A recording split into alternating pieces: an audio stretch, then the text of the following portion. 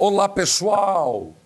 É uma alegria estar com vocês neste podcast, mais uma edição do nosso Toca o Sino Sacristão. E hoje eu digo para você, você vai se eletrizar, você vai se apaixonar pelo nosso convidado, porque é história do Brasil que este homem traz nas mãos, nas costas, porque nós estamos falando de um convidado que é vencedor nas quadras, ele é também vencedor na vida, está eternizado no hall da fama do basquete. No Toca o Sino Sacristão, Oscar Schmidt, seja bem-vindo, é um prazer. Obrigado, padre, é um prazer meu também.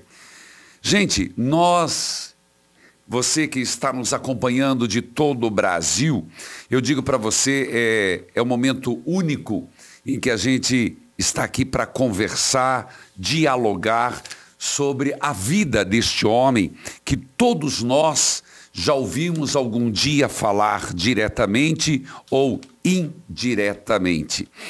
Bom, quem é Oscar Schmidt?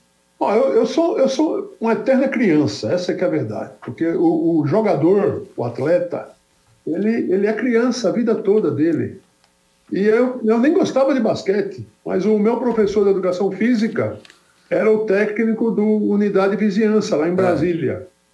E um dia ele falou para mim, Oscar, eu sou o técnico lá da Unidade de Vizinhança, você podia dar uma passada lá, de repente você volta a gostar de basquete. Eu falei, que dia que é? Ele falou, é todo dia. Eu falei, pô, já gostei mais. E aí eu fui lá e o técnico da minha categoria era um cara que fazia uns exercícios bem diferentes, né? Ele botava assim uma fileira de pedrinhas no chão, eu tinha que driblando a bola com a mão e pegando a pedrinha com a outra. Pode parecer fácil, mas eu odiava esse exercício. Eu imagino. Mas ele mudava o exercício. Ele botava umas cadeiras com as cordinhas que eu tinha que passar por cima e por baixo da cordinha batendo bola. Um dia eu estava arremessando a bola e falou, Oscar, você está vendo a cesta? Eu falei, não. Levanta a bola. Agora eu estou vendo. Arremessa assim, Oscar. Eu falei, não posso arremessar assim, doutor. Eu falei, por que você não pode? Porque você não pode acertar nenhuma. Aí ele falou assim, a frase mais importante da minha vida, né? Ele falou, começa certo que um dia você pode acertar muitas. Olha aí. Esse cara era um japonês, Laurindo Miura, o nome dele. Que maravilha. Eu joguei até com ele no time titular da Unidade de Vizinhança, no time adulto, e comecei a me dedicar ao basquete e como coisa de criança mesmo, né? Eu encontrei um amigo meu que ele gostava de treinar e todos os dias a gente ia lá arremessar bola, ficava arremessando e marcando no chão com azulejo e foi um começo legal, adorei o meu começo de carreira. Porque eu fiquei surpreso e você está confirmando que o seu primeiro esporte não foi basquete, você jogava bola. Jogava futebol, pô. Meu sonho era jogar futebol. Pois é. Que coisa, né? Que coisa. Meu sonho deve ter sido jogar futebol também. Você acredita que você escolheu basquete ou basquete te escolheu? Eu acho que eu que escolhi basquete. Porque se eu não quisesse jogar, eu não ia jogar. Mas como eu cheguei lá e gostei da atividade, passei a treinar que nem um maluco e foi assim que começou a minha carreira. Minha carreira começou de uma maneira assim, bem exagerada, né? Tudo que eu vejo de você, e você sempre fala que você é uma pessoa determinada, você acredita que existe só talento sem esforço e existe sucesso de esforço sem talento? Como é que você vê isso? Eu não acredito em nada disso, eu acredito em treinamento. Treinamento. Treinamento é a parte mais importante de qualquer atleta, de qualquer pessoa, aliás. O senhor, se não ficar lendo, vai continuar bem? Não. Não vai. Tem que ler as escrituras que você chama aí para poder melhorar. Verdade. Não tem esse negócio de talento, não tem esse negócio de dom. Você pode vencer mesmo sem ter dom, mesmo sem ter talento. E comigo foi isso que aconteceu.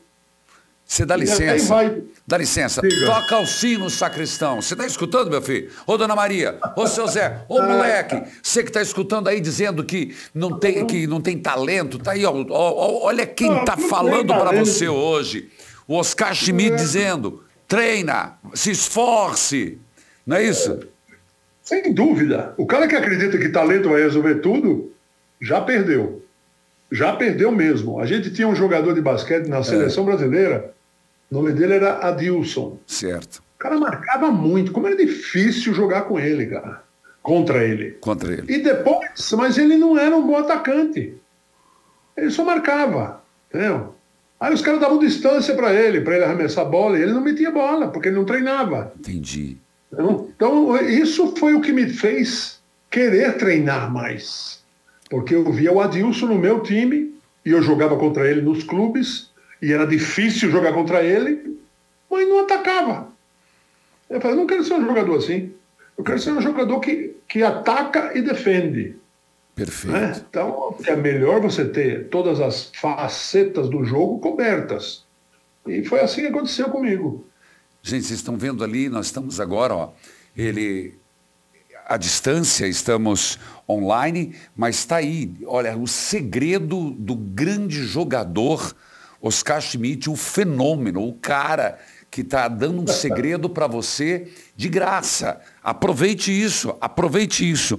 Bom, pessoal, então eu digo para vocês que eu descobri que existe um número, e por favor, eu não sou tarólogo, eu quero perguntar, Oscar Schmidt, o que significa o número 14 para você? Cara, é uma homenagem que eu fiz para minha esposa, que nesse começo de carreira aí era minha namorada, né? Certo. A gente tem 17 anos e a gente começou a namorar dia 14 de janeiro. Opa! Aí eu não pegava, o número que sobrasse eu pegava, né? Aí um dia eu falei, escuta, você tem o número 14 livre aí? Ele falou, tem sim, você quer, Oscar? Eu falei, quero. E essa foi uma homenagem que eu fiz para minha namorada. E passou a ser 14 até o fim da vida. Então, aí sobrou o número 14, e aí você escolheu, e era da sua namorada na época, esposa, há quantos anos? Há 48 anos, quase. 48 anos. Somos uma dupla infernal. Eu poderia até rezar uma missa. Por quê? Porque eu não olho para a mulher quase, cara. Minha mulher...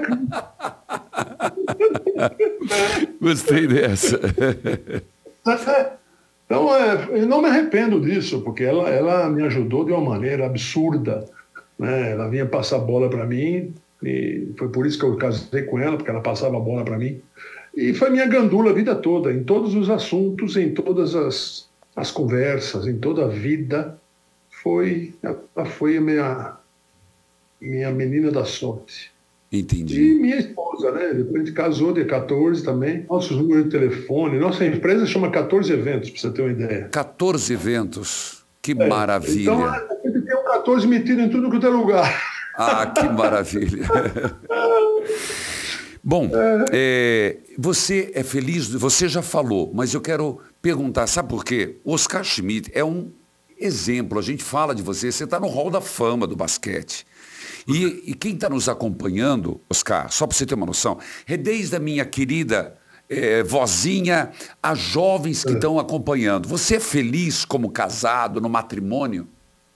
Com certeza. Eu acho que o casamento é uma coisa incrível, porque a pessoa que é bem casada, ela está vencendo na vida. Eu me sinto um vencedor, não por causa de basquete, porque eu tenho a Cris. Entendi. Temos 2 filhos juntos. Passamos por uma pandemia juntos. E em vez de separar, a gente se gostou mais ainda. Então, nós somos o produto de uma época diferente. A gente se ama, essa que é a verdade. Olha aí, dá licença.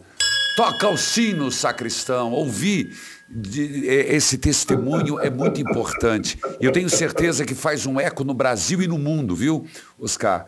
Nesse mundo do descartável. Eu ouvi muito, como padre na pandemia, eu ouvi muito sobre a separação e acabei pensando assim, que na pandemia o que já estava trincado quebrou. No seu caso, o que já era cristal ficou mais belo ainda, ficou uma pérola mais forte. Mais forte. Tá certo. Então, você tem que ver mesmo essas coisas aí de casamento, né? Porque é tua função. Minha função, verdade. Bom, você é um ídolo, mas tem alguém que foi referência para você como desportista? Claro que tem.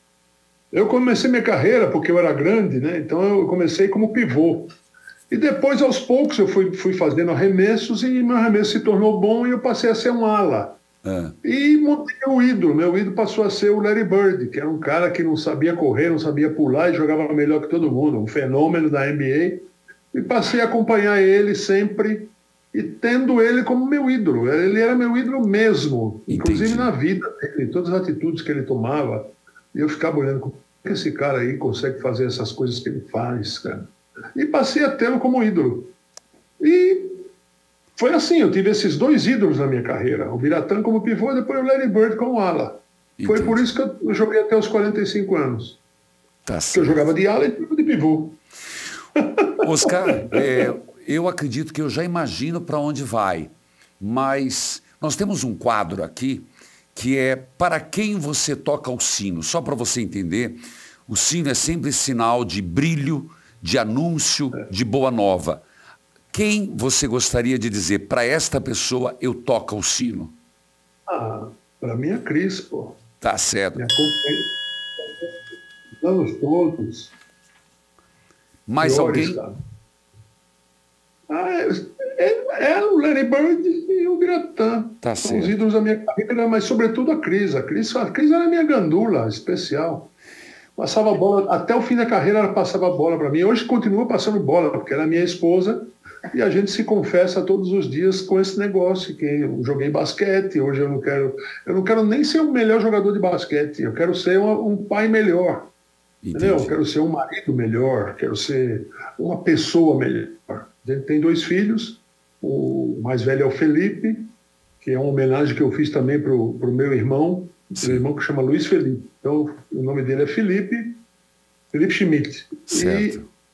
E temos a Stephanie, que é a nossa menina linda, que ela que cuida da minha agenda, ela que agendou essa conversa que eu estou tendo. Não vai brigar com ela não, dizendo que não valeu a pena depois, viu? Não vou brigar com ela. Então é assim, nossa vida é muito simples, na verdade. Porque agora eu estou vivendo um momento onde eu falo de basquete, eu faço palestras e não quero mais ser aquele jogador brilhante, eu quero ser um pai melhor. Entendi. Um filho melhor, um esposo melhor, uma pessoa melhor. E eu acho que eu estou conseguindo. Estou conseguindo porque eu estou vendo as atitudes do meu filho com a minha pessoa, ele é mais carinhoso, ele gosta mais de mim, tenho certeza disso. E a Stephanie também, entendeu? Minha mãe, né? Meu pai já foi embora, tadinho, e eu só tenho minha mãe. Certo. Mas minha mãe é apaixonada por mim, cara, um negócio de outro planeta. Então, estou muito feliz com tudo que eu estou conseguindo, com tudo que eu estou fazendo na minha atividade. E durante a pandemia eu pensei em 2 produtos. Certo. O primeiro que resolvi na pandemia, que é fazer uma palestra online. Tá. Nós estamos falando aqui, eu faço uma palestra para as pessoas que estão nos computadores. Entendi. E o outro, a gente está até reformando a casa por causa disso, eu tenho uma sala de troféus. E joguei basquete. Eu imagino. Pois é. Imagina, porque agora que eu estou vendo tudo amontoado, eu falei, não é possível que eu ganhei tudo isso aí. Olha aí. E eu estou pensando em fazer um evento para... Vou contratar 5 pessoas, possivelmente da mesma empresa, para vir jogar basquete comigo. Então seria, venha jogar basquete com o Oscar, na minha casa. Então a gente vai passar pela minha sala de troféus, eu estou disposto a responder tudo que eles precisem saber, e depois a gente joga esse 21, né? Eu sou o 6º, seriam 3 contra 3, e depois a gente vai comer um churrasco. Opa! Ou seja, quem que tem isso? Ninguém tem. Verdade. E creio que vou ter sucesso, porque eu, com esse período novo, depois que eu parei de jogar, que eu estou tentando melhorar como pessoa, e tenho melhorado, entendeu? Eu tenho certeza que vai ser um sucesso. Você, falando sobre essas palestras, eu vi, e é perceptível, as pessoas estão te convidando, você tem percorrido vários lugares. Quando eles pedem para você, para o Oscar Schmidt falar, o que eles esperam? E você fala sobre o quê? Falo sobre a minha carreira. Certo. Que é recheada de ótimas histórias, né? Então, eu não tenho mais vício de linguagem, que todo mundo tem vício de linguagem. E eu acabei tirando todos eles, entendeu? Então, a minha palestra é uma palestra razoavelmente boa. Você já ouviu falar daquela premiação Top of Mind? Sim, claro. Então, em 2011, eu fui elegido um dos 5 melhores. Puxa. E acabei ganhando a competição. Que maravilha! E aí ganhei várias vezes, até que apareceu um tal de Leandro Carnal. Já ouviu falar desse cara? Já. Ele jogou em algum lugar? Não jogou. Ganhou de mim. Vou fazer ele pagar. Ganhei dele. Mas olha, tendo perdido para o Leandro Carnal, não se sinta constrangido. Não é nenhuma desonra. Porque o homem é uma excelência no falar. É algo impressionante. E tem o outro também, que é o rival dele, que é o Cortella, né? O Cortella é uma coisa de outro planeta. É verdade. Né? E eu queria ser que nem esses 2 caras. E estou caminhando para isso. Acho que eu vou conseguir. Acho. Eu acho. E você treina para a palestra, já que você treinou para tudo, inclusive para basquete? Você faz treinamento para as palestras? Se eu vendesse hot dog, tinha que ser o melhor do país, ou então do mundo tinha que ser bom esse hot dog. Perfeito. Você acha que é de repente que a gente vai tirando o vício de linguagem? Não, é treino também, rapaz. Verdade. Olha, gente, eu digo para vocês, você que está me acompanhando por aí, e preste atenção, são dicas importantíssimas. Não pense que é cruzar os braços e rezar, rezar, rezar. Deus dá, mas faça a sua parte. Exato, é isso mesmo. Oscar Schmidt, a questão, você chamado a mão santa, quando veio essa palavra, ou quando veio esse apelido, essa forma, como é que você reagiu a isso? É porque é carinhoso o apelido. Mão santa, vem aqui. Mas de santo não tem nada, meu. Se você vier me ver treinar, você vai ver que não tem nada de santo. Então, eu gosto do apelido, mas também não é santo. Não tem nada de santo, é treino. Entendi. É tudo treino, cara. Você não melhora se você não treinar. Eu acredito. Quando você era criança, você tem quanto de altura?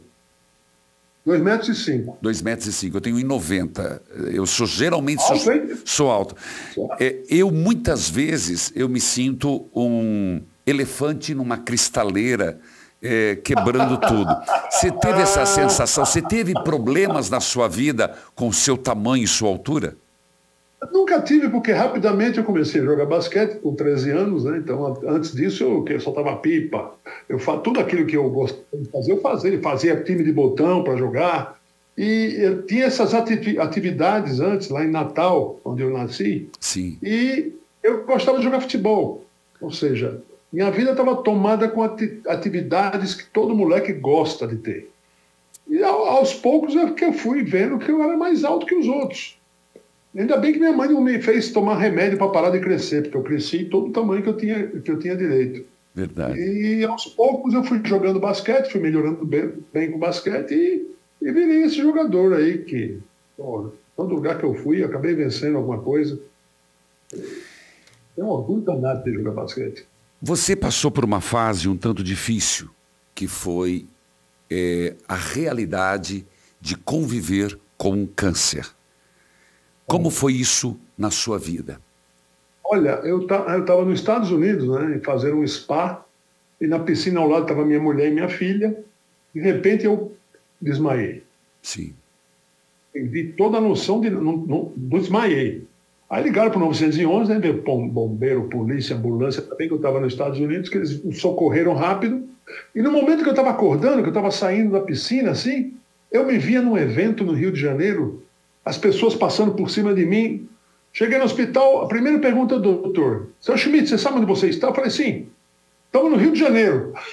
Meu filho estava: mas pai, eu estou em Orlando, pai. Então, você perder a noção de onde você está é perigoso. Certo. Eu sabia que eu estava enfrentando algo diferente do que era a minha vida normal. Sim. E aí eu fiz isso, cara, porra. Primeiro que eu perdi a noção de onde eu estava.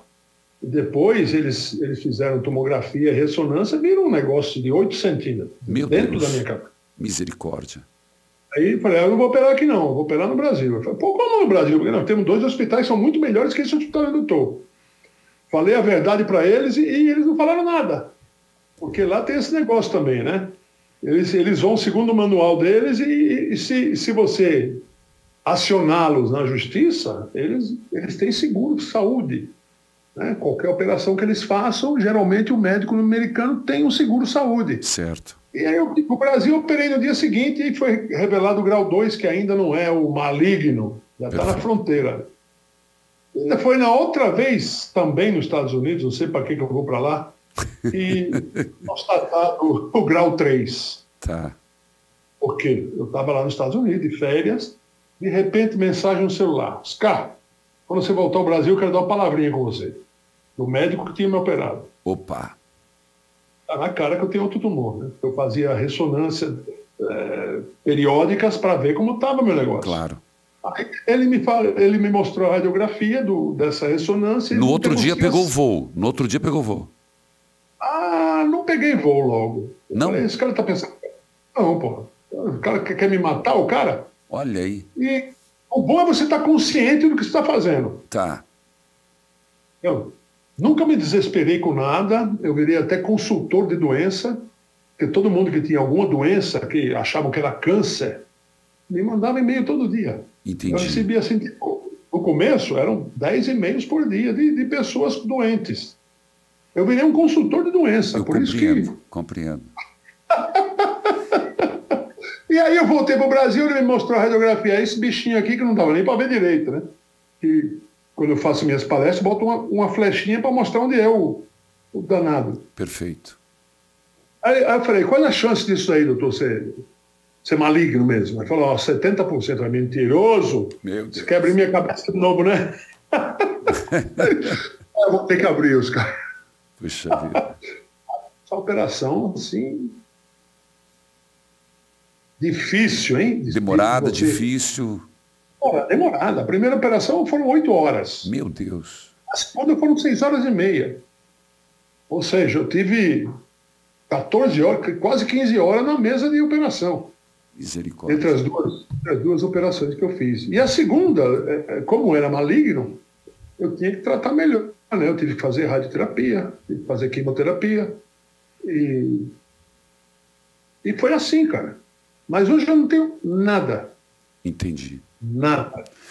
Oscar, se me perdoe voltar um pouquinho no assunto, é porque todos nós de fora, nós o admiramos, eu o admiro como grande jogador de basquete, mas eu passei a admirá-lo mais ainda na fase que você passou do câncer, essa sua serenidade, que eu via das suas entrevistas. De onde vinha esta serenidade para lidar com um diagnóstico terrível? Porque quando alguém fala câncer, não sei você, mas muitos dizem para mim, padre, parece que eu recebi o atestado de óbito.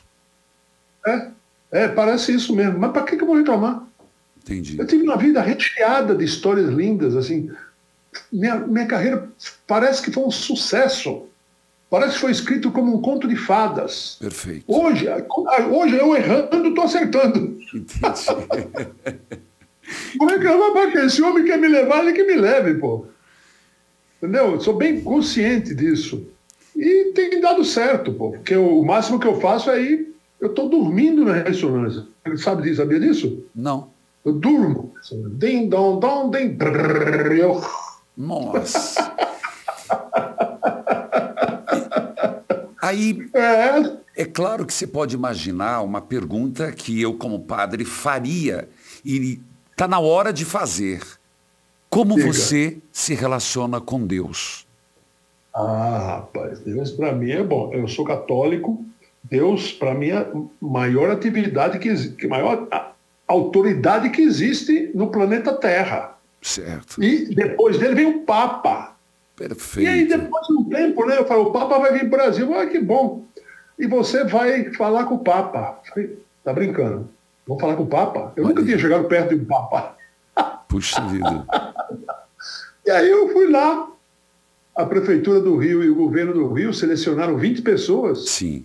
Que iriam falar com o Papa, pessoalmente, assim, Puxa vida. falando com ele. Eu parei de me emocionar falando do Papa 3, 4 dias depois. Eu Eu acredito. nunca tinha chegado perto de um Papa. Olha, ele veio ao Brasil e veio falar comigo. Assim, eu e ele. Imagina. Não, o senhor não imagina. Você não tem a menor noção do que foi isso para mim.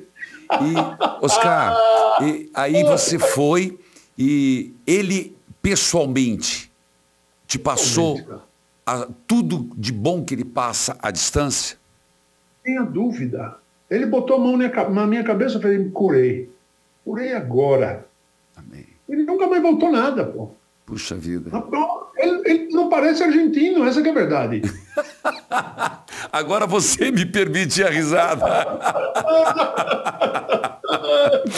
Esse foi esse já é um dos milagres para o futuro Papa Francisco, que vai ser santo. Fazer o brasileiro gostar de um argentino. Esse já é um grande milagre, né?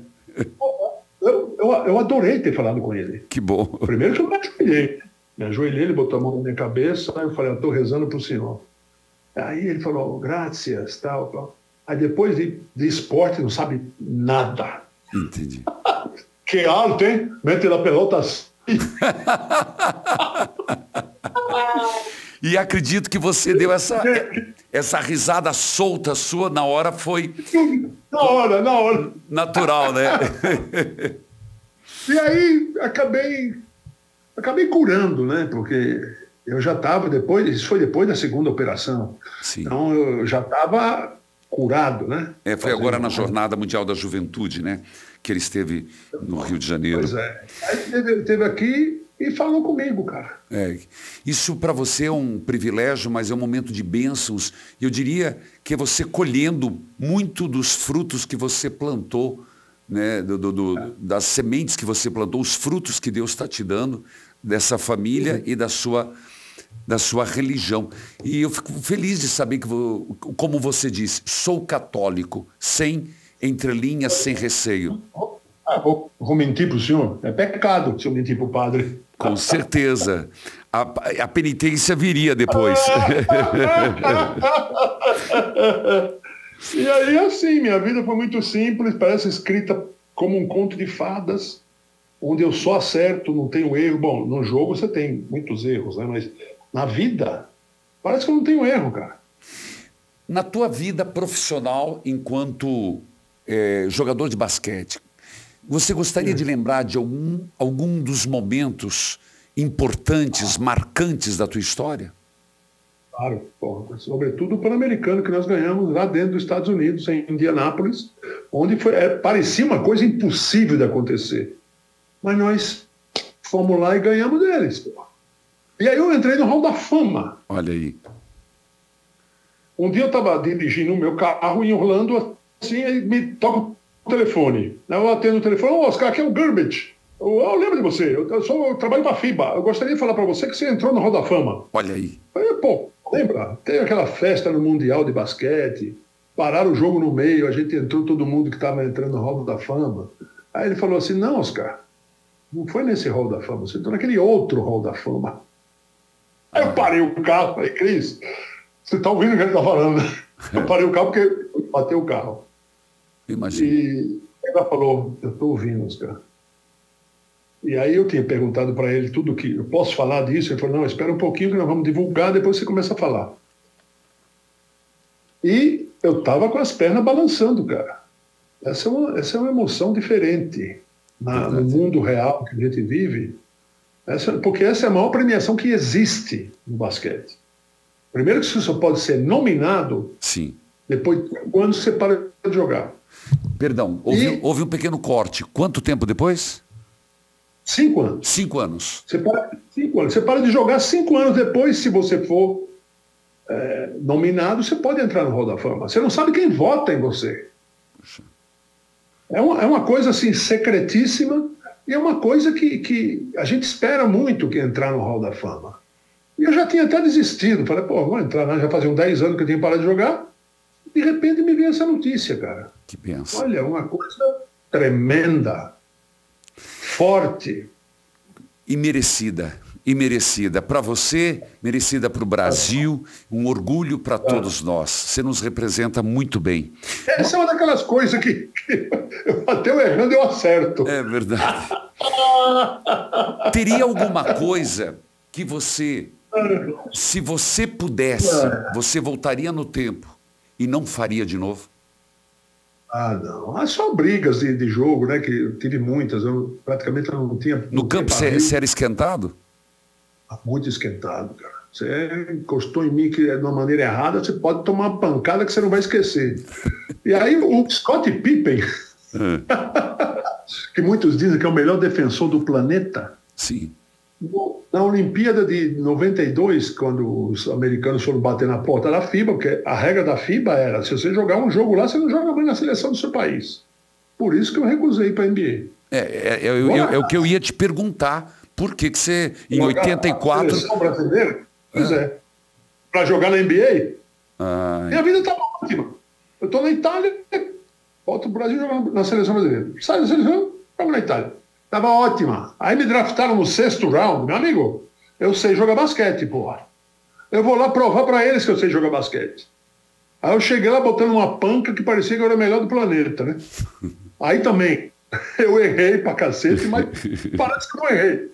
Cheguei pro técnico e falei, coach, aqui é 1 ponto por minuto, hein? Você me dá 20 minutos e dou 20 pontos. Se você me der mais de 30, você pode ver 60. E o técnico ficou assim olhando para mim como não está acreditando. Mas eu era um animal para fazer cesta, cara. Aí a gente fez 5 jogos contra os rookies das outras cidades, né? Fizemos esses jogos, me deram 25 minutos, eu dei 25 pontos pro cara. Puxa vida. Aí me ofereceram um contrato no cut, que era um contrato que ninguém podia me cortar e que eu estava livre para fazer o que eu quisesse. E eu recusei imediatamente. Falei, não, doutor, só vim aqui provar para vocês que eu sei jogar basquete. Vou trocar a seleção brasileira, pô, era proibido. Com certeza, eu entendi. Bastava um jogo, você ficava eliminado à vida. E era uma dúvida, e era sempre uma dúvida que eu tinha, por que você tinha recusado em 84? Agora entendi a lógica. E certíssimo você. Certíssimo, lógico. Depois nós ganhamos, 3 anos depois, nós tivemos aquela vitória no Pan-Americano contra os Estados Unidos. Maravilha. Ai. Oscar, eu gostaria de refletir um pouco o que hoje a gente está ouvindo. Antigamente não se falava no esporte sobre depressão, sobre ansiedade. Parece-me que hoje se fala mais. Se fala mais ou antes não se tinha tanto? A pressão era menor. Eu não gosto muito de falar de depressão porque eu não acredito. Não acredito. O cara que tem depressão não pode fazer esporte, primeiro. Porque você ter depressão, você precisa ficar quietinho, né? Luz baixa. Meu amigo, esporte você está com a vida máxima ali, entendeu? Boa reflexão. Gostei dessa reflexão. Nunca acreditei em depressão, nunca tive depressão. A minha Cris também nunca teve. Entendi. Mas é porque também vocês fazem um time muito bem. Vocês são felizes, um realiza o outro. A vida amorosa conta muito para uma pessoa conseguir ser quem ela é, resolvida do ponto de vista afetivo. Então, eu não acredito em depressão. Eu sei que existe. Certo. Porque os médicos não falariam um negócio desse se não existisse. Certo. Então, mas nunca entrou em depressão, cara. Entendi. Uma vida linda. Por isso que eu falo, minha vida parece escrita por um conto de fadas. Que bênção. Isso é graça de Deus. Isso é graça de Deus. Você está acompanhando a jogadora que foi vítima do abuso sexual depois do título? Esses casos de abusos, o que você tem a dizer? Eu tenho a dizer o seguinte, esse cara aí não podia estar no meio do esporte mais. Esse cara tem que ser eliminado do esporte, pô. Entendi. Só porque a menina é campeã e vai te dar um abraço, você vai lá e beija ela na boca? Que é isso, meu amigo?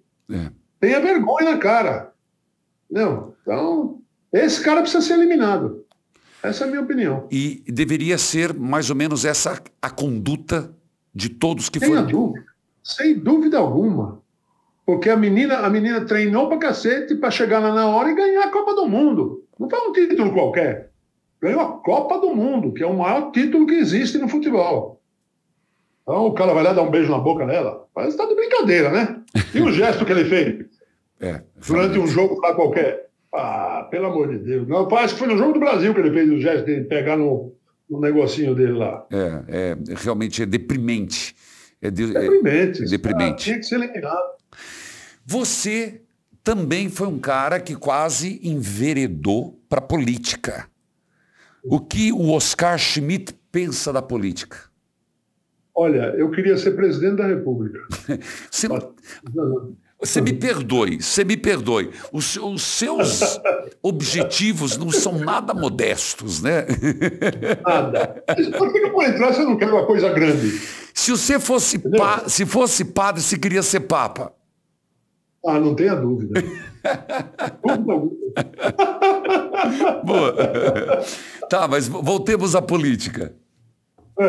Aí eu cheguei lá e vi como que é a política, cara. Lá não é lugar para mim. Não é lugar para mim porque meu pai me ensinou outra vida. Meu pai era militar, ele dizia para mim sempre as coisas certas e eu nunca imaginava que eu pudesse ter uma chance de ser candidato ao Senado. Certo. De senador para presidente é um pulo. Ou não? Com certeza. Aí eu aceitei, né?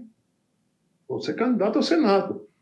E aí pedi, graças a Deus, estava o Suplicy lá que ganhou de mim. Foi pouca diferença, viu? Verdade. Foi 200 ou 400 mil votos só, e eu tive quase 7 milhões, o Suplicy também. E aí eu perdi para ele. Graças a Deus eu perdi, cara. Nossa Senhora. Mas isso foi 2013. Existe ainda... Não. Hã? 1998 foi. 98? Desculpa. Isso. 98. Mas existe ainda o interesse? Nada, de forma alguma. Minha mulher torceu contra mim, claro. Certo. Ela falava para mim, não é lugar para você isso aí, Oscar. Eu vou votar em você, mas não quero que você ganhe. E ela votou em mim e não ganhei. Ainda bem que eu não ganhei. Não é lugar para mim a política. Hoje você tem essa consciência? Certeza. Não é que eu consciência, certeza que não é. Então eu prefiro ficar com o meu trabalho assim de criança mesmo, né? Eu faço palestra, imagina. Não tenho nem o que falar mal de palestra. Tá? Você é um otimista em relação ao Brasil? Sou. Mesmo tendo esses problemas que a gente está tendo, porque são duas forças, uma de cada lado. E eu não sei onde vai parar isso. Mas eu sou otimista que a gente vai ter um futuro brilhante na política. Nós vamos ter um país que será governado por pessoas decentes, por pessoas que não querem saber de nada errado. E eu sonho muito com isso. Que a gente tenha políticos decentes, que pensem no país. É muito difícil, hein? Eu vi com meus olhos. Mas não é impossível. Não é impossível, porque não tem nada impossível, né? Se a gente ganhou dos Estados Unidos, naquele jogo lá, nada é impossível mesmo. É verdade. Como você vê o Brasil em relação ao esporte, de modo geral e específico? Podemos falar do basquete, mas sobre o esporte, você acha que o esporte é importante para um Brasil melhor? Claro que é. A criança que faz esporte, ela não vai entrar em furada, cara. Ela vai conviver com gente boa. Ela vai viver melhor que a maioria das pessoas. Porque o esporte ensina respeito. Mesmo jogando, batendo, tudo, no final do jogo você fala, não, o cara estava fazendo o papel dele, eu estava fazendo o meu. Entendeu? Porque o esporte é aquilo que há de mais limpo, mais bonito na existência humana. E se a gente faz de tudo para ter um esporte melhor, a gente vai ser um país melhor, certeza. Absoluta certeza. Então eu acredito muito que valorizando o esporte, a gente tem uma coisa que a maioria dos países não tem. Nós temos o Bolsa Atleta. Significa que se você for um bom atleta, o governo vai te dar tanto por mês. Isso nem os Estados Unidos tem um negócio desse. Puxa. Então já começamos melhor, né, do que era quando eu comecei a jogar basquete. Então eu acredito muito que as crianças que fazem esporte, elas vão crescer melhor do que as que não fazem. Não dizem que a criança que frequenta equipamentos esportivos vai ser uma pessoa melhor? Muita gente diz isso. E eu acredito nisso também. Oscar, e nesse aspecto, falando ainda de Brasil, hoje como que você avalia os prêmios que o Brasil tem ganho, os resultados obtidos? Não está... Os nossos jogadores não estão muito só a fim de dinheiro? Você está falando de futebol, né? Estou falando um pouco de tudo. Futebol mais, cara. Futebol mais. Muito mais. A quantidade de dinheiro que eles ganham, cara. Você não vai ganhar. Eu não vou ganhar. Posso jogar 3 carreiras, 10 carreiras que eu não vou ganhar esse dinheiro todo. Entendeu? Então, eu acredito que o futebol, ele muitas vezes, ele faz com que as pessoas percam a cabeça. Tá. É muito dinheiro, muito! A gente viu... viu... Fala de 1 bi. 1 bi. Você vai ganhar 1 bi? Não vai. Eu não vou ganhar. Eu nem sei o que é isso. Se eu seja o melhor palestrante do Brasil, eu não vou ganhar. Eu nem sei o que é isso, vai. Pois é, eu também não sei. Eu me referi, sim, ao futebol, que eu fiquei impressionado com as cifras que a gente escutou. Mas, absurdo. Mesmo porque o basquete ainda não é um esporte popular. Ele ainda... Nem vai ser aqui no Brasil. A NBA pode até ser, mas no Brasil não vai ser. Por quê? Porque não tem condições de pagar esse dinheiro todo para uma pessoa só. Entendi. Para nem um time só pode ganhar esse dinheiro todo. Tá certo. Nem vários times juntos vão poder ganhar esse dinheiro todo. Então, eu acredito que muito que os outros esportes, né, tirando o futebol, não vão ter a chance de ganhar esse dinheiro todo. Entendi. Em algum lugar eu vi uma entrevista sua que dizia que você dormia com a bola. Isso é verdade? Porque o capitão de Brasília, né, do time de Brasília, estava jogando na seleção de Brasília. Aí o capitão do time um dia me chamou lá e falou: Oscar, tá na seleção de Brasília, porra. Certo. É bom. Mas qual que é o teu sonho, Oscar? Eu falei: meu sonho é jogar na seleção brasileira. Aí ele falou: então você precisa dormir com a bola. Hoje eu sei que isso é uma metáfora. Certo. Mas na época, com a bola mesmo. Fazia do travesseiro. Meu Deus! A menor noção do que significava dormir com a bola e acabei dormindo com ela. Que legal! Dá licença aí, ó. Toca o sino, sacristão! Oscar Schmidt, você tem alguma história engraçada? Bom, para você leva de uma forma muito leve tudo que te acontece, mas algo engraçado que você gostaria de partilhar conosco, que você lembra? Eu tenho muitas coisas engraçadas, sobretudo eu tenho a honra de dizer que eu falei com Deus. Como assim, homem? Eu nunca falei com Deus. Ele foi falar com você, que é jogador de basquete, e não falou comigo, que eu sou padre. Falar com Deus é um momento de concentração extrema. Vai lá. Vamos ouvir. Ele disse que falou com Deus. No que eu ouvi ele falar, eu também falei. E aí, esse momento de concentração, que eu treinava muito, então muitas vezes eu entrava no jogo, via o jogo em câmera lenta, mas não estou em câmera lenta. E eu vou ganhar o jogo sozinho. Essa que é a verdade. É um momento de concentração extrema. Não é bater um pau, tudo bem com o senhor? Beleza, amanhã a gente se fala, viu? Já eu estou ocupado, agora você deve estar ocupado também. E é um momento de concentração extrema, cara, onde você treina, depois você joga. E você vai colocar em atividade tudo aquilo que você treinou. Então, se eu treinei com afinco, falando com Deus, ninguém ganha de mim. Rapaz, interessante. Interessante, muito bem, gostei. Eu tive essa sensação umas 30 vezes na minha carreira. Puxa vida. Oscar, ganhei todos os jogos. você parece-me que você vai ser conhecido como o homem que mais treinou na vida. Sem dúvida. Eu já tenho essa certeza. Tem essa certeza? Sem dúvida. Quem é que treina 2 treinos por dia, 2 horas cada um, e depois fica arremessando bola até fazer 500 depois de cada treino? Você não tem ninguém que faça isso. Eu fazia. E depois que eu acabava 500, eu falava, agora eu vou para casa quando eu fizer 20 sem errar de 3. E geralmente ia no máximo na terceira, né? Mas quando não ia? 18, toim, 1, 2, 3. 17, toim, 1, 2. Teve uma vez que fiquei quase 2 horas para fazer as 20. E quando eu fazia a 20ª, eu continuava para ver até onde eu iria. Puxa vida. Chuta enquanto parou, padre. Quanto? 90 sem errar. Meu Deus! Rapaz, toca o sino! Determinação, obstinação. Eu queria achar um monte de vocabulários para dizer que esse é o Oscar Schmidt, que está me impressionando no sentido de positivo, para mim e para todos que estão acompanhando, sobre esse ter foco naquilo que quer. Sem foco não vai. Você está treinando, você tem que treinar no teu extremo, cara. Falando com Deus o tempo todo. Entendi. Aí se você está disposto a fazer 500 arremessos, você faz.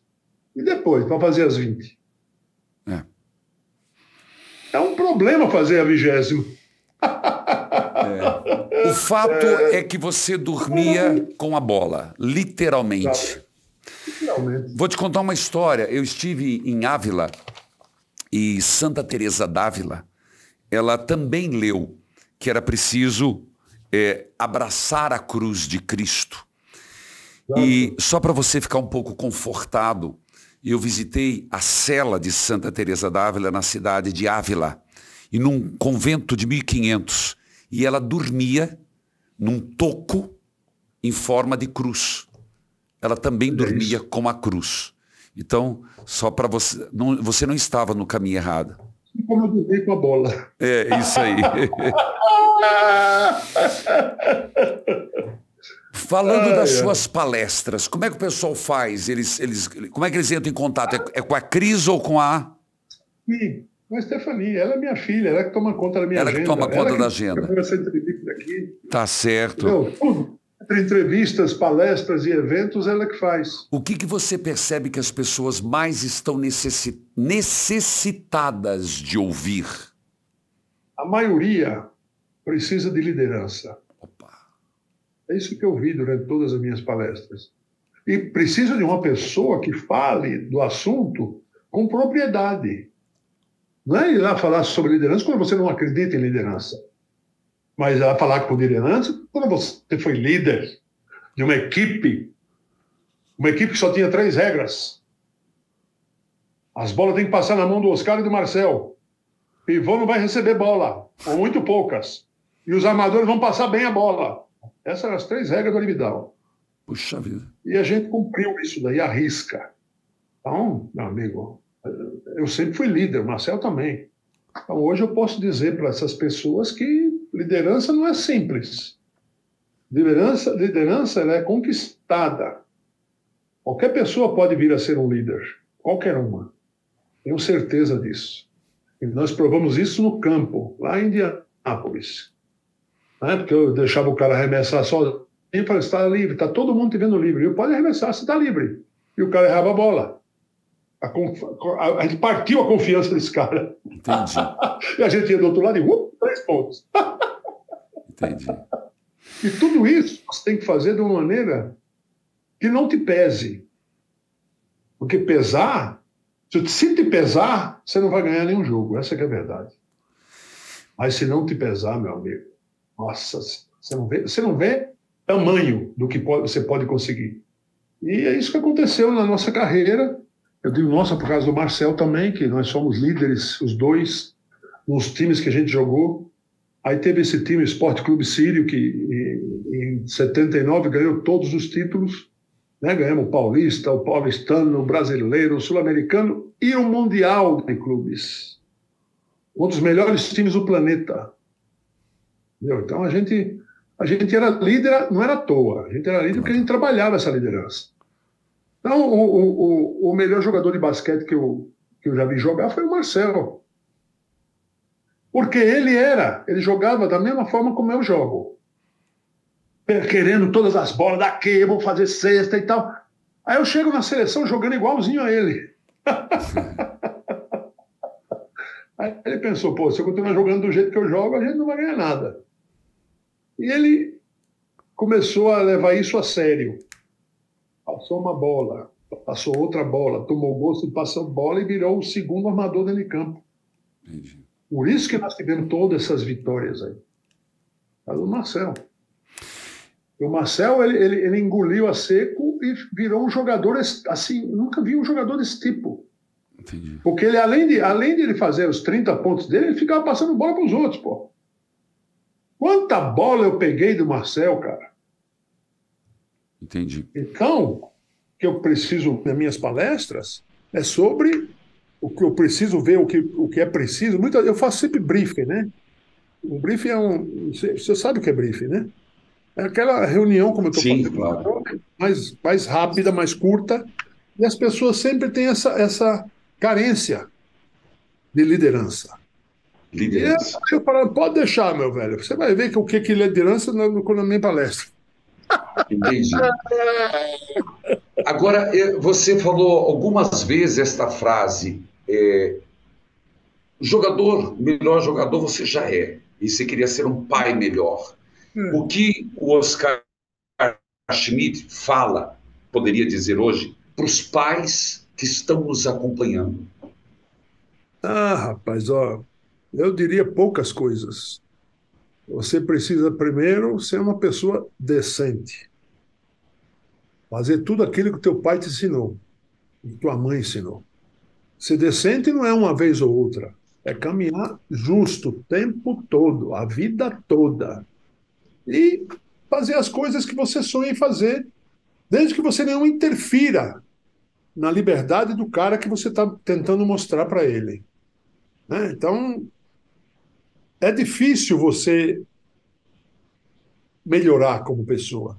É difícil. Você tem seus vícios, e eu tenho muitos vícios, porque eu joguei basquete. Então, quando chega num momento que você pode quebrar a regra e você não quebra, você fica muito mais feliz. Pô, eu tive a chance de quebrar essa regra, não quebrei. Não. Então, é isso que você tem que mostrar quando você faz palestra. E tá dando certo, pô. Eu entrevistei uma pessoa que falou de você e dei muitas risadas com ele. Você o conhece, Diogo Portugal, e foi você que o levou no Faustão. É E ele demais. contou que antes de entrar no palco, ele achou que você ia dar uma palavra de entusiasmo, de apoio. Diz que você chegou para ele e disse assim: ó, vai lá treinar. Para você fazer bonito aqui, não me faça feio. Você lembra dessa história? Claro que eu lembro. E ele foi lá e ganhou a disputa. Porque ele estava de um jeito, cara, parecia que ele nunca tinha ido num programa de televisão, falando com todo mundo, dando risada. Eu falei, porra, você quer ganhar ou perder a competição? Fica quietinho, concentra-se no teu trabalho. Vai lá e ganha. Não precisa ficar que nem você tá, assim, conversando com todo mundo. O que é isso, cara? Vai lá e ganha, mas não fique jogando, fazendo o que você está fazendo. Ele foi lá e ganhou. Ele contou e ele agradece. E eu disse para ele: não foi que o Oscar Schmidt não te deu o apoio, ele exatamente foi o que você precisava, de apoio, só que focar no assunto. Exato, é isso mesmo. Oscar, eu não quero tomar muito seu tempo. Você tem alguma consideração a fazer? E desde já, meu muito obrigado pela sua participação. A consideração é aquilo que eu acabei falando para você, exageradamente, né? Quero ser um pai melhor.